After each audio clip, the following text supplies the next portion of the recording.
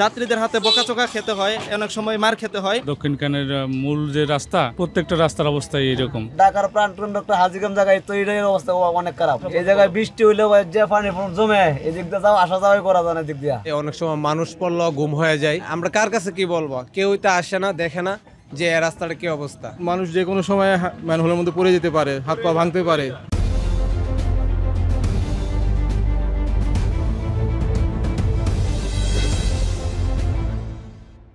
এই রাস্তার কারণে আমাদের বিভিন্ন ধরনের সমস্যায় হচ্ছে, যেমন গাড়ি চলাচলের ক্ষেত্রে অনেক ঝাঁকি খেতে হয়, যার জন্য যারা প্যাসেঞ্জার রয়েছে তাদের অনেক কষ্ট হয়। এছাড়াও হচ্ছে যে বিভিন্ন ধরনের রাস্তা, বিভিন্ন এলাকার রাস্তা অনেকটাই ভালো হয়ে গেছে, কিন্তু এই হাজিকেমের রুটটা অনেকটাই খারাপ। এমন খারাপ যে যখন এইখানে পানি হয় তখন এইখানে কোনো গর্ত দেখা যায় না। রিক্সা গেলে, অটো গেলে চাক্কা গর্তের ভিতর পড়ে যায়, উল্টে যাওয়ার সম্ভাবনা থাকে, অনেক সময় উল্টেও যায়, যার কারণে যাত্রীদের অনেক ক্ষতি হচ্ছে। আমরা চাই এই রুটটা তাড়াতাড়ি করে এটার কাজ শুরু করা হোক, এটা কমপ্লিট করা হোক। আমরা অনেক সময় যাত্রীদের হাতে বকাচকা খেতে হয়, অনেক সময় মার খেতে হয়, কারণ রাস্তায় ঝাঁকি খায়, ব্যথা পায়, উল্টে যায় গাড়ি, এই জন্য অনেক ক্ষয়ক্ষতি আমাদের হয়। এই রাস্তা তো দীর্ঘদিন যাবত এখানে এই অবস্থায় আছে।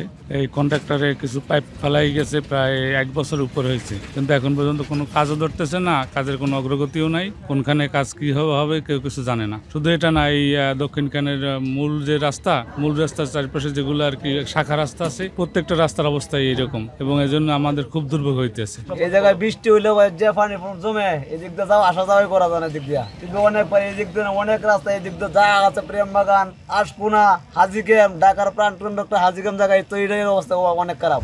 সমস্যা মানে দেখেন না, গাড়ি মাল এরকম এরকম করে গাড়ি পড়ে যায়, পাত্তি ভেঙে যায়। আবার অনেক সময় দেখেছো ওই যে আপনার লোকজন থাকলে, কাদা কুদা থাকলে কাদা গায়ে যায়, কাদা গায়ে গেলে চিলাচিলি করে। হ্যাঁ, বিভিন্ন সমস্যা।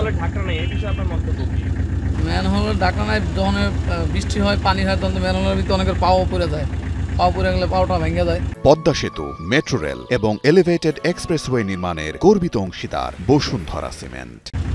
আবার মনে করেন যে ম্যানহোলের ঢাকনা নাই দিকেই তো বেশি দুর্ঘটনার সম্ভাবনা বেশি, অনেক বেশি। আমাদের চাক্কাও মনে করেন যে অনেক সময় সামনে তাকে রয়েছি, ম্যানহোলের ভিতরে চাক্কা পড়ে গেলে গাড়ি সইতে পল্লি খাইলে পড়ে গেছে। আমার গাড়ি না, অটোগুলো বিশেষ করে বেশি সমস্যা হয়, আমার গাড়িরও সমস্যা হয়। আর আপনি মনে করেন যে এই যে ম্যানহোলের ডাকলা নিয়ে অনেকে সামনের দিকে তাকে হাঁটতেছে, হাঁটার ভিতরে হাঁটা চলার মানুষও পড়ে গেল গর্তের ভিতরে, ম্যানহোলের ভিতরে পাও ভেঙে গেল। খুবই অবস্থা খারাপ। এখানে আমরা অনেক দিন যাবত এখন খুব কষ্ট করতেছি, সামনে আমাদের মেডিকেলে যেতে হয়, কিন্তু এই রাস্তাটা ভালো হচ্ছে না।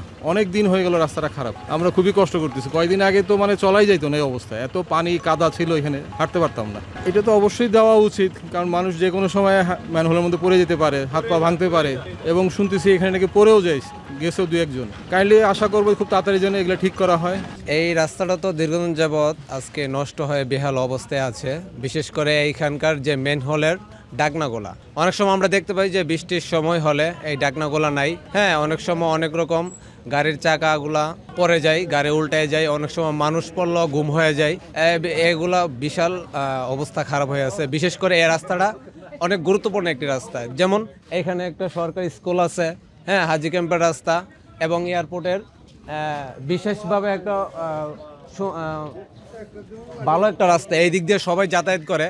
তো আমরা চাই এই রাস্তাটা যেন অতি তাড়াতাড়ি ঠিক হয়ে যায়। হ্যাঁ, আমরা কার কাছে কি বলবো? কেউই তো আসে না, দেখে না যে এই রাস্তাটা কি অবস্থা।